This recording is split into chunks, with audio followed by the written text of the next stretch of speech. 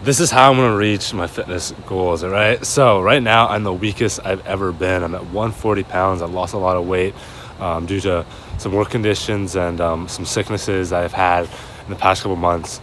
But my goal is to reach 180 pounds. I think at 5'11", I think that would be the best. The plan to do this is not by bulking and then cutting. I think a slow bulk would be better for me, at least. I just think back to my ancestors, right? They didn't bulk and cut, right? Instead, they just ate whatever they needed. They moved around a lot, and they went to the size that was necessary for their living conditions, their daily life. And so, just like that, I feel like I'd rather just slow bulk. Is it optimal? Maybe not. It might not be the fastest way, but I also don't want to put on a lot of fat.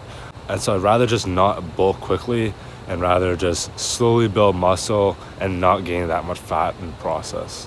As you see in this video, my philosophy behind training may not be the optimal way to do it in accordance with popular media and popular ideas about fitness. But I do think there's merit to going for sustainability over best methods. For example, we know that PPL, right, push-pull legs, it's really good. It's really good. It's really effective compared to the bro split, which is like chest, back legs, or chest, back, shoulder legs. It's just more effective than PPL, right? But if I don't want to do PPL and I enjoy bro split more, then I'm going to do bro split. And it's more sustainable over the long time to do something that I actually enjoy than forcing myself to do something that I don't enjoy. And that is also the key to consistency when it comes to fitness. A lot of people might tell you, do this, do that. But if you don't want to do it, don't do it. Do the types of exercise that you want to do, that you actually enjoy. And you'll stick to it for a longer term. That goes for weight training versus calisthenics. We know that weight training is easier to progressively overload because you have all those small different weights at every size, so that every time you go to the gym, you can put in just like a 2.5, a 5-pound weight. Whereas calisthenics, right, you're using your body weight. It's a lot harder to increase that load. You have to be really smart with it. And then we can think about like block training. Am I going to use blocks, right? Is that effective compared to a lot of people? Not a lot of people use block training. What block training is pretty much, depending on the time that you have, whether it's 20 minutes or 30 minutes, then you use a block workout. So you use a workout that slides into that slot. And maybe it's not working out chest, but instead it's working out a full body movement, or working on a certain movement feature or movement pattern. And so that's really important too. Am I going for movement patterns and features compared to muscle groups? These are just like different ideas that I would like to challenge when we look at like the popular fitness perspectives. And I also wonder about like training super hard, right? So you train super hard and you get really sore. You work out for an hour and then you don't move for the rest of the day. And then the next day, like you have to take a rest day because you're too sore to move. Is that actually healthy? When we look at some studies, we find that the sedentary time, because of these type of massive workouts, may not actually be that healthy, especially when we think about the glucose and insulin when we're eating, right? If we're not moving for a whole day because we're sore, that insulin is going to be spiking, leading to a bunch of health problems. This training with super heavy weights and then getting sore and then having to rest, is that effective? Totally, that is totally effective. That's for bodybuilding, right? And that's how a lot of these popular ideas originate from, right? The bodybuilding scene. But is that healthy for everybody? Is that healthy for the everyday person? I wouldn't say so. And for my own goals, I'm training for life. I want to be training for life. I'm not training to get a certain bodybuilding physique. That's not my intention. That's not my goal. And so the key when you're talking about fitness, it's about locating what is my goal. Where am I at right now, and where am I trying to get to? And it's going to be different for every single individual. So how you train is going to be different for every person. And so when you compare different people's trainings, it's like you can't really say, oh, you can't do that, or that's not effective, because it might be for that person, for that person's goals. So what I'm trying to do is find a balance. I don't want to work out 3 times a week. I want to train every single day because I think that is just going to be the most healthiest for myself, right? And so am I going to be working out super hard and then just getting sore for the rest of the days?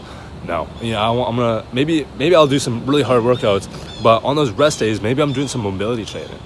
And not the training that you see where you're just stretching, you're on your phone. Like actual mobility training, if you look up Dr. Angelo Spinia, that guy talks about functional movement, training screens, and talks about mobility and the actual way to train in that arena, right?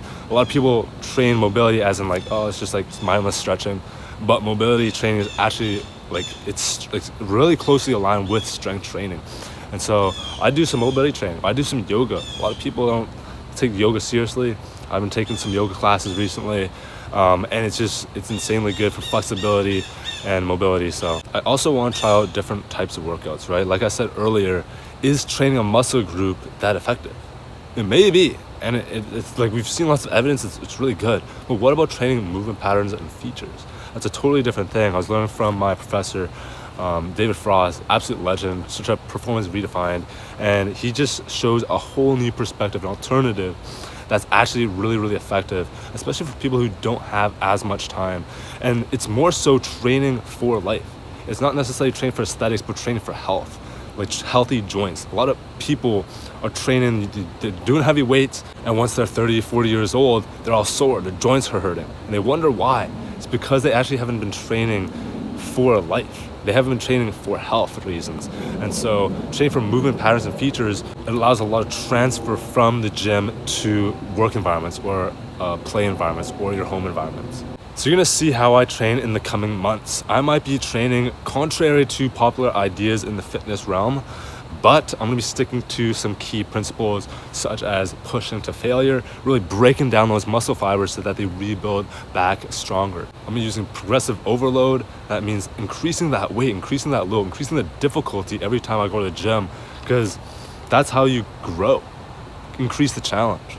For the bulk, I'm gonna have to increase my calories, so I'm gonna be eating a calorie surplus, and I'm gonna have to eat like 5 meals a day. So I usually eat like 3 meals. I'm gonna have to fit in 2 more, right? So I'll probably have like the protein shake, like a massive one, and then I'll have some sort of snacks that involve a lot of protein. We're gonna have to hit those protein requirements if we want to really properly bulk. I don't want to do a dirty bulk. I think that's unhealthy. I think that's unnatural. I think that's not the best way to do it. So we're gonna try to stay healthy with our diet. I'm also gonna have to be adjusting the FIT principles. If you don't know what FIT principles are, search it up. It's frequency, intensity, time, and tempo. These are important principles that we have to apply when we're working out. Depending on the goals that you have, you're gonna be adjusting these principles to your goals. Right now for me, I just wanna be a well-rounded person. I wanna be a well-rounded human. I wanna be able to lift really heavy. I wanna be able to move really quickly. And if I wanna go on a long run, I can just do that because I have the endurance for that. A lot of athletes, they're very sticking into one certain area. I'd rather be more a hybrid athlete, if you will. And speaking of cardio, a lot of people say cardio is bad for your gains. But when I think about it, I think cardio is really important. Going on those runs are actually really good for your cardiovascular health, decreasing the cardiovascular diseases and increasing your aerobic capacity and endurance. I think that's so healthy and so essential. At the end of the day, I'm just talking right here. Like, I'm not actually training. You don't see any of my results. But I think over time, as we move on this season, you're gonna see my progress. You're actually gonna see how I train. You're gonna see those results over time. And I put fitness as a very high priority in this time of my life right now. It's a very big goal for me. I put it on my wall, on a piece of paper on my wall, so I see it every single day because I think it's really important, especially at my age. Right now, I may be the skinniest and the weakest guy in the gym, but I don't really care. You know, I might have missed hundreds of workouts in the past, but it doesn't even matter anymore, right? We can start anew every single day. Maybe we messed up in the past, whether it is related to physical health or anything else in life, right? But we can start new. We don't have to compare ourselves to anybody else. Just can keep our head down, focus, and try to improve, try to be better than who we were yesterday. And that is gonna see results over time. But you also might be thinking, like, why train at all? You know, why build a physique? What's the use of putting all this time and effort into this? And there's actually many reasons for this. Number one being health.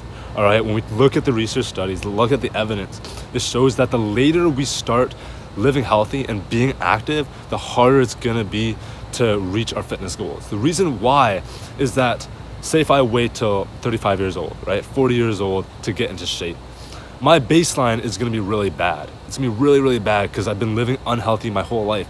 And if I try to get a better physique or try to live more healthy, my body is going to try to go back to baseline. I forgot the concept of like what this is called.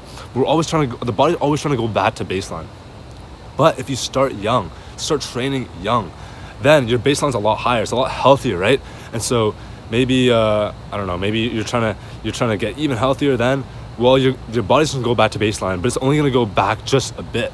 So you're gonna be still really healthy. Another reason why we train when we're younger especially is because we're trying to reduce the risk of diseases and a bunch of health problems later on in life. We want to prevent them, not treat them. So stay healthy so you don't have to get healthy. Another benefit is for aesthetics. Like you feel good, you look good, and you just increase that confidence. This also plays a role into your mental health. But it's also good for clearing your mind and having a clearer, stronger mind, increasing your mental resilience as well. Another interesting benefit here for building physique and like being active is has to do with like social psychology. So this goes back to our roots as like way back, our primal pathway, right? Where you actually listen to someone who's just bigger than you, right? If someone has a really like proper physique, they put in the work and they put the time in, you just respect them more, right? And so if you put in the time to actually train and put in the hard work, it shows other people that you're actually disciplined. Like it's a physical representation of your hard work and will. And of course, another benefit to exercise is for inspiring others. A lot of people don't think that they can transform their bodies. They don't think that they can make change. And a lot of people don't see the reason for exercise. They don't see the benefits. They don't see the health benefits. And even like when I'm gonna have a son, if I ever have a son, right? I want my son to be able to look up to me. Like, just think about it. Like, if you tell them to live healthy, but you're not healthy yourself, they're not gonna listen to you. But if you lead through example, if I'm not telling him to be healthy, but I'm actually showing him how to live healthy through the way I live, I think that's the best way to do it. But enough talk, I'm gonna get training, and I'm gonna show you a bunch of other tips and advice as we move forward and as I learn. But I know that a lot of Christians disregard physical health, they disregard physical training, which is actually really unfortunate. They make a bunch of excuses, but really those excuses are just excuses. I feel like it shines a lot of light onto someone's mental strength and spiritual well-being, because we know that a lack of discipline in one area leads to a lack of discipline in other areas. So just remember, if anyone then knows the good they ought to do and doesn't do it, it is sin for them. So please kill the flesh.